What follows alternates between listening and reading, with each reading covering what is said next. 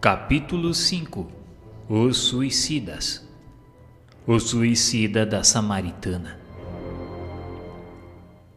A 7 de abril de 1858, pelas 7 horas da noite, um homem de cerca de 50 anos e decentemente trajado apresentou-se no estabelecimento da Samaritana de Paris e mandou que lhe preparassem um banho. Decorridas cerca de 2 horas, o criado de serviço, admirado pelo silêncio do freguês, resolveu entrar em seu gabinete a fim de verificar o que ocorria. Deparou-se-lhe então um quadro horroroso. O infeliz degolara-se com uma navalha e todo o seu sangue misturava-se à água da banheira. E como a identidade do suicida não pôde ser averiguada, foi o cadáver removido para o necrotério. Nesse momento, o guia do médium pediu para esperar, pois ele estava ali. Segue a evocação. Meu irmão, dize-nos aonde vos achais hoje. Não sei, me diga. Estais numa reunião de pessoas que estudam o espiritismo e que são benévolas para convosco. Dizei-me se vivo, pois este ambiente me sufoca. Nota: sua alma, posto que separada do corpo, ainda está completamente imersa no que poderia chamar-se o turbilhão da matéria corporal. Vivazes lhe são as ideias terrenas a ponto de se acreditar encarnado. Quem vos impeliu a vir aqui? Sinto-me aliviado. E qual o motivo que vos arrastou ao suicídio? Morto? Eu?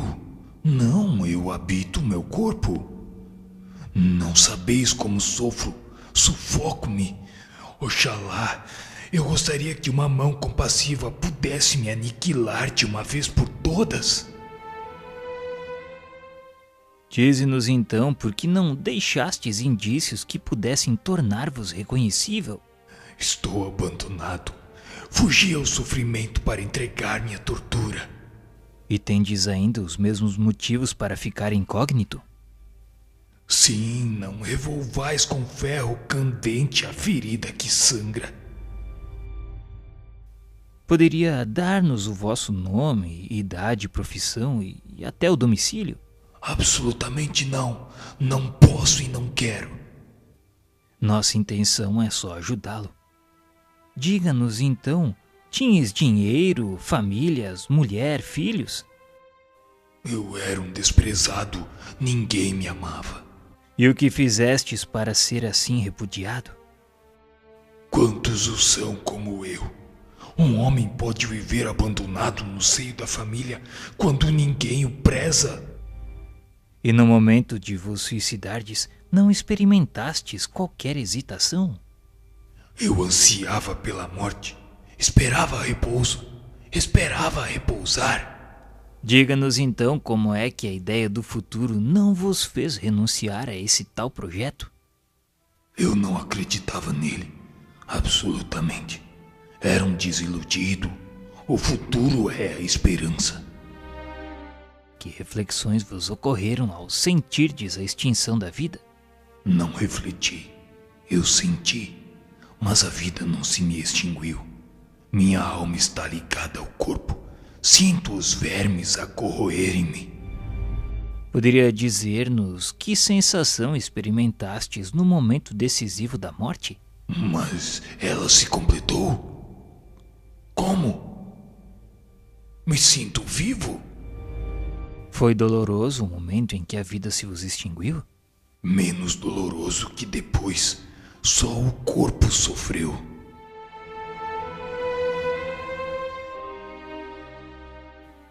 Depois desse diálogo, perguntamos ao espírito São Luís o que queria dizer o espírito afirmando que o momento da morte foi menos doloroso que depois.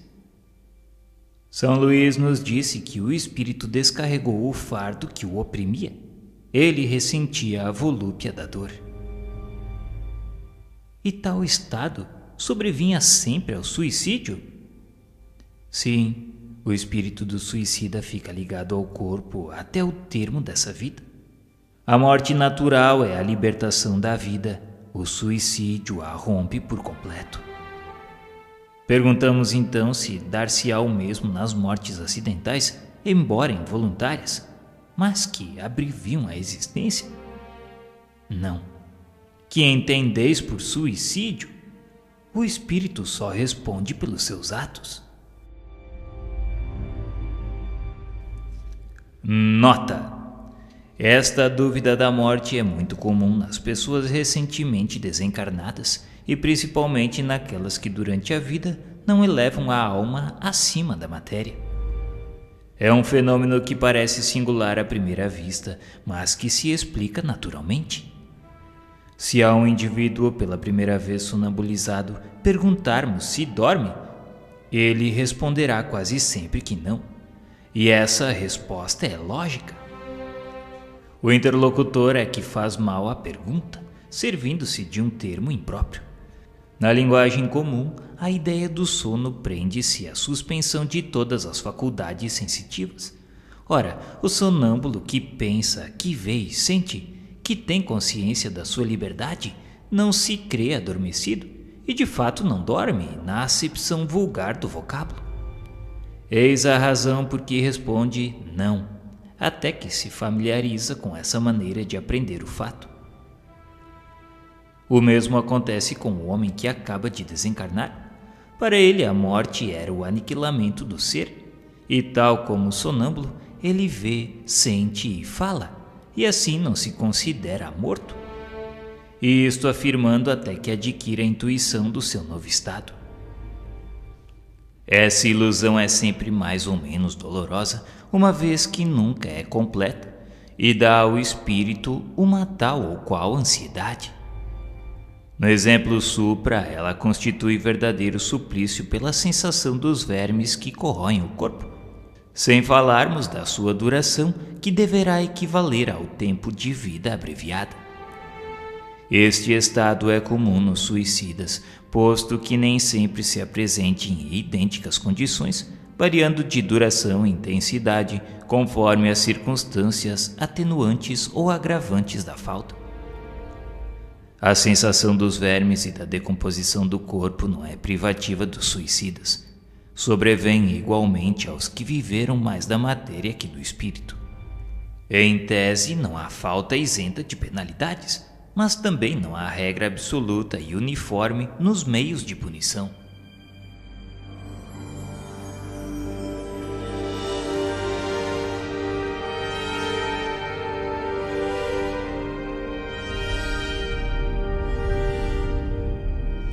O pai e o conscrito.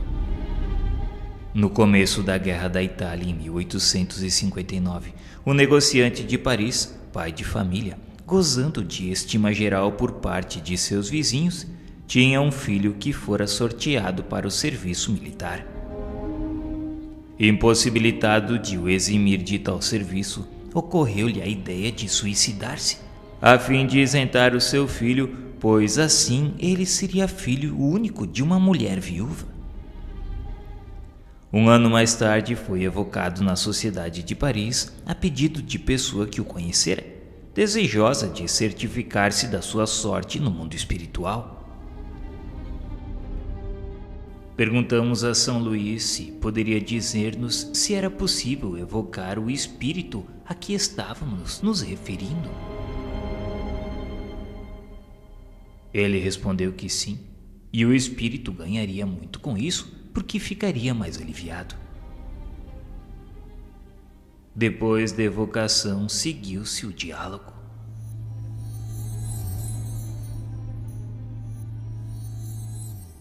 Oh, obrigado.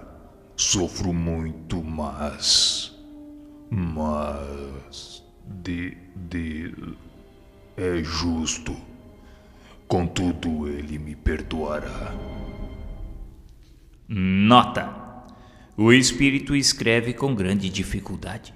Os caracteres são irregulares e mal formados. Depois da palavra mas, ele para e, procurando em vão escrever, apenas consegue fazer alguns traços indecifráveis e pontos. É evidente que foi a palavra Deus que ele não conseguiu escrever. Segue a comunicação. Te pedimos então, tende a bondade de preencher a lacuna com a palavra que deixastes de escrever. Sou indigno de escrevê-la. Dissestes que sofreis. Compreendeis que fizeste muito mal em vos suicidar. Mas perguntamos, o motivo que vos acarretou esse ato não provocou qualquer indulgência? A punição será menos longa, mas nem por isso a ação deixará de ser má. E tu podes descrever-nos essa punição? Sofro duplamente, na alma e no corpo, e sofro neste último, conquanto não possua como sofre o operado a falta de um membro amputado. Compreendemos. A realização do vosso suicídio teve por causa unicamente a isenção do vosso filho? Ou também concorreram para ele outras razões que nós não podemos conhecer? Foi completamente inspirado pelo amor paterno, porém mal inspirado. Em atenção a isso, a minha pena será abreviada. E podeis precisar a duração dos vossos padecimentos? Não lhes entrevejo o termo, mas tenho certeza de que ele existe, o que é um alívio para mim. Há pouco não vos foi possível escrever a palavra Deus. E, no entanto, temos visto espíritos muito sofredores fazê-lo. Será isso uma consequência da vossa punição? Poderei fazê-lo com grandes esforços de arrependimento. Pois então te pedimos, fazei esses esforços para escrevê-lo, porque estamos certos de que sereis aliviado. Nota! Nesse instante, o espírito acabou por traçar esta frase com caracteres grossos, irregulares e trêmulos. Deus é muito bom.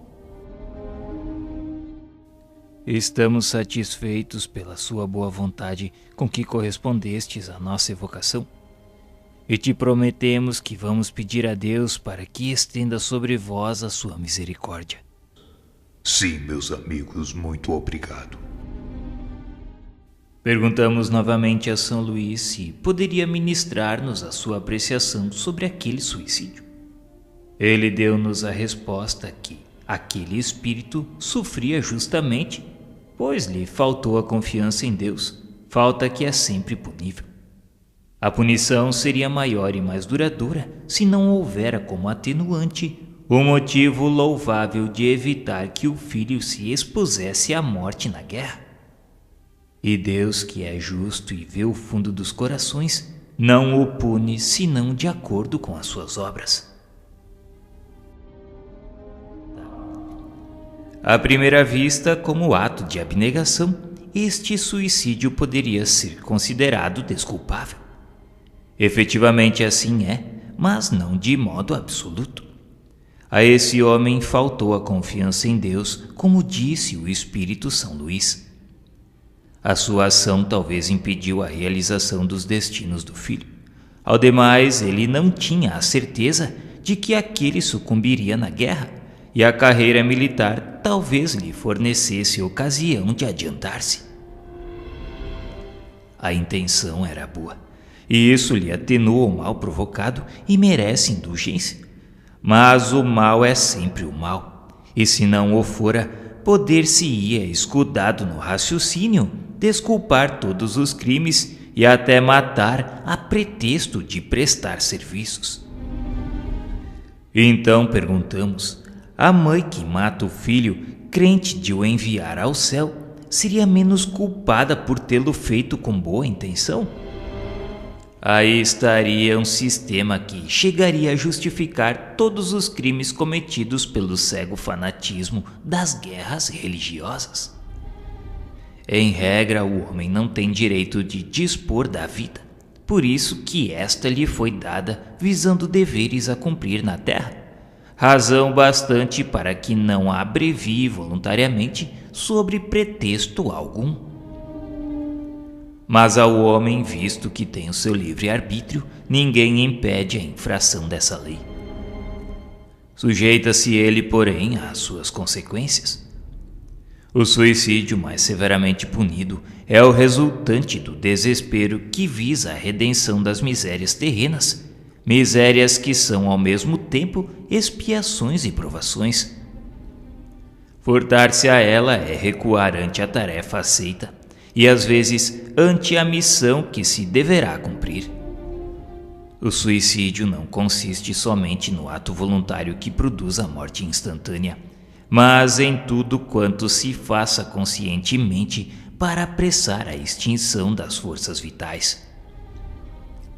Não se pode taxar de suicida aquele que dedicadamente se expõe à morte para salvar o seu semelhante.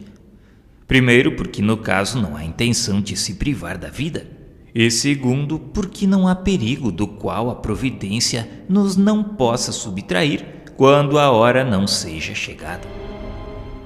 A morte em tais contingências é sacrifício meritório como ato de abnegação em proveito de outrem.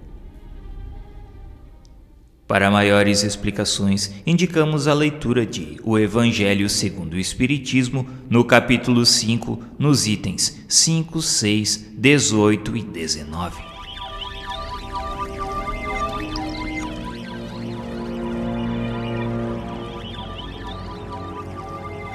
François Simon Louvet. A seguinte comunicação foi dada espontaneamente em uma reunião espírita no Havre, a 12 de fevereiro de 1863. François nos diz: tereis piedade de um pobre miserável que passa muito por cruéis torturas. Oh, o vácuo, o espaço, despenho-me, caio, morro, acudam-me. Deus, eu tive uma existência tão miserável. Pobre diabo, sofri fome muitas vezes na velhice, e foi por isso que me habituei a beber, a ter vergonha e desgosto de tudo. Quis morrer e atirei-me. Oh, meu Deus, que momento! E para que tal desejo, quando o fim estava tão próximo? Orai para que eu não veja incessantemente este vácuo debaixo de mim. Vou despedaçar-me de encontro a essas pedras. Eu vô-lo suplico a vós que conheceis as misérias dos que não mais pertencem a esse mundo. Não me conheceis, mas eu sofro tanto. Para que mais provas? Sofro, não será isso bastante? Se eu tiver a fome em vez deste sofrimento, mais terrível e aliás imperceptível para vós, não vacilaríeis em aliviar-me com uma migalha de pão. Pois eu vos peço que oreis por mim. Não posso permanecer por mais tempo neste estado. Perguntai a qualquer desses felizes que aqui estão e sabereis quem fui. Orai por mim. Meu nome foi François Simon Louvet.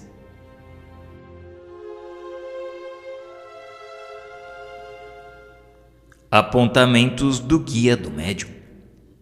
Esse que acaba de se dirigir a vós foi um pobre infeliz que teve na terra a prova da miséria.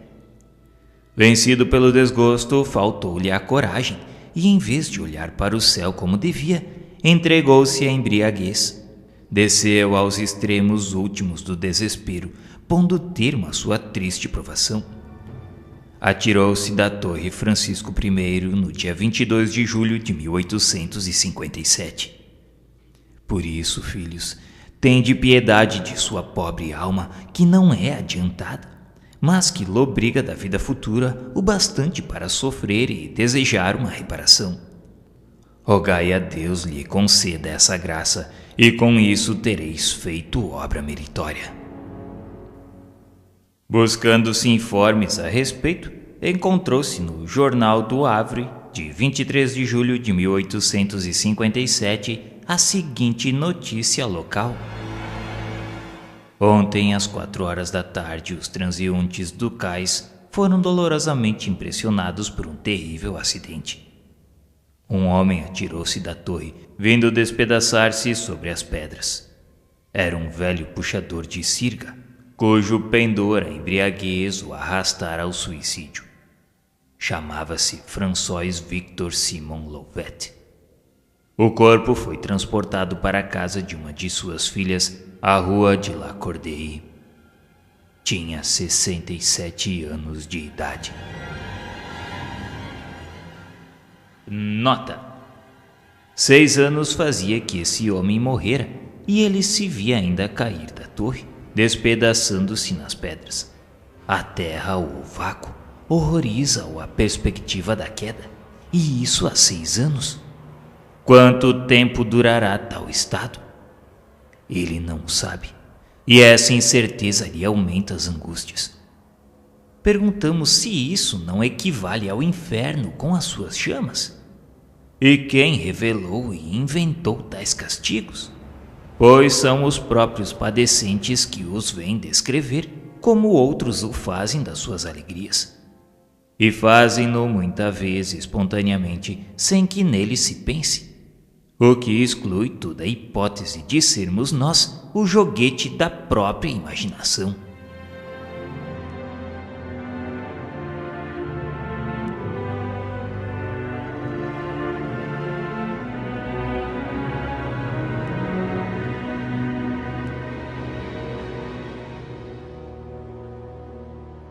Mãe e filho. Em março de 1865, o negociante em pequena cidade nos arredores de Paris tinha em sua casa gravemente enfermo o mais velho dos seus filhos, que contava 21 anos de idade. Este moço, prevendo o desenlace, chamou sua mãe e teve forças ainda para abraçá-lo. Esta, vertendo copiosas lágrimas, disse-lhe: "Vai, meu filho, precede-me, que não tardarei a seguir-te." Dito isto, retirou-se, escondendo o rosto entre as mãos. As pessoas presentes a essa cena desoladora consideravam simples explosão de dor as palavras da senhora sua mãe, dor que o tempo acalmaria. Morto o doente, procuraram-na por toda a casa e foram encontrá-la enforcada num celeiro. O enterro da suicida foi juntamente feito com o do seu filho. Muitos dias depois desse fato, foi feita a evocação do filho. Perguntou-se se ele sabia do suicídio da sua mãe em consequência do desespero que causou a sua morte. A resposta dele foi sim, e sem o pesar causado por essa fatal resolução da parte dela, se julgaria completamente feliz. Pobre e excelente mãe, não pôde suportar a prova dessa separação momentânea e tomou, para se unir ao filho, o caminho que dele mais deveria afastá-la. E por quanto tempo agora se tornaria esse afastamento? Assim retardou indefinidamente uma reunião que tão pronta teria sido se sua alma se conformasse submissa às vontades do Senhor, se fosse resignada, humilde, arrependida diante da provação que lhe impunha, da expiação que deveria purificá-la. O filho ainda nos diz: orai, orai por ela, e sobretudo não a imiteis vós outras mães que vos comoveis com a narrativa da sua morte. Não acrediteis que ela amasse mais que as outras mães a esse filho que era o seu orgulho. Não, é que lhe faltaram a coragem e a resignação. Por isso, mães que me ouvis, quando a agonia empanar o olhar dos vossos filhos, lembrai-vos de que, como o Cristo, eles sobem ao cimo do Calvário, donde deverão alçar-se à glória eterna. Meu nome foi Benjamin.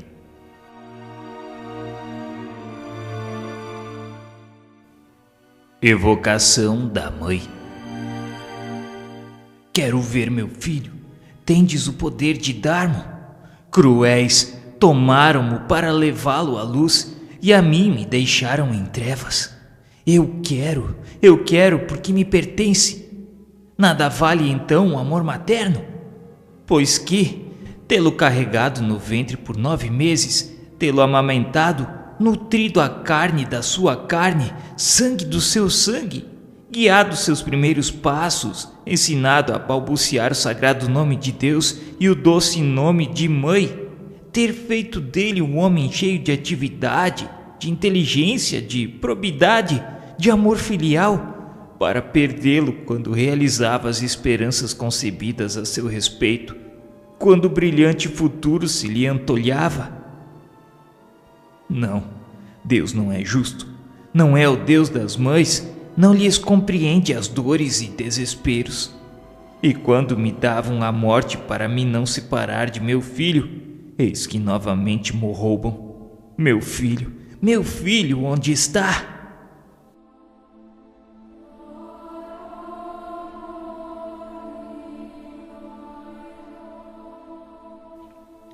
Pobre mãe, compartilhamos da vossa dor. Buscastes, no entanto, um triste recurso para vos reunirdes ao vosso filho. O suicídio é um crime aos olhos de Deus, e deveis saber que Deus pune toda infração das suas leis. A ausência do vosso filho é a vossa punição. Não, eu julgava Deus melhor que os homens, não acreditava no seu inferno. Porém, cria na reunião das almas que se amaram como nós nos amávamos. Mas enganei-me. Deus não é justo nem bom, por isso que não compreende a grandeza da minha dor como do meu amor. Ó, quem me dará meu filho? Tê-lo-ei perdido para sempre? Piedade, piedade, meu Deus. Vamos, acalmai o vosso desespero. Considerai que, se há um meio de rever o vosso filho, não é blasfemando de Deus como ora o fazeis. Com isso, em vez de atrairdes a sua misericórdia, fazeis jus à maior severidade.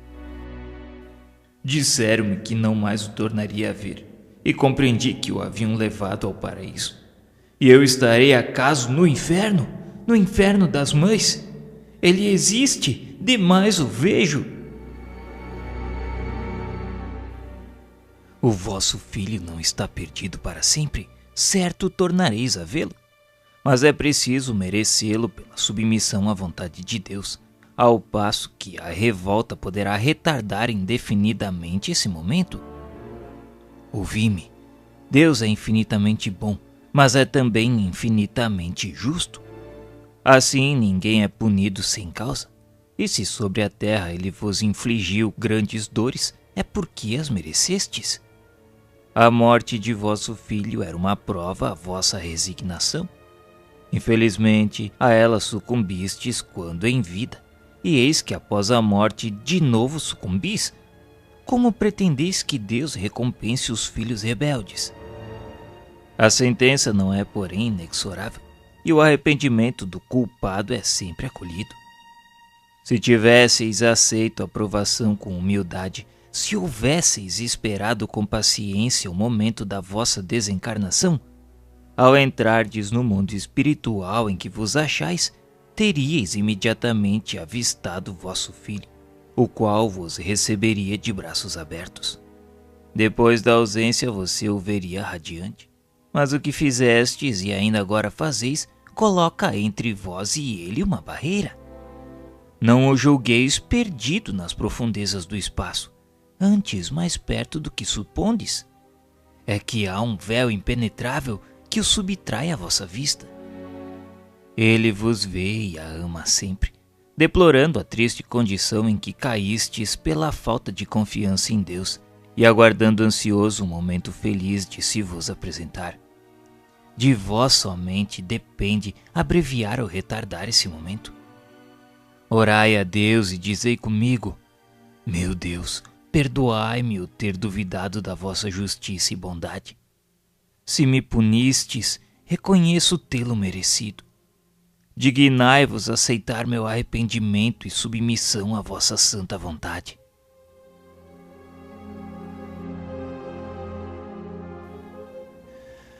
Que luz de esperança capaz de fazer despontar em minha alma.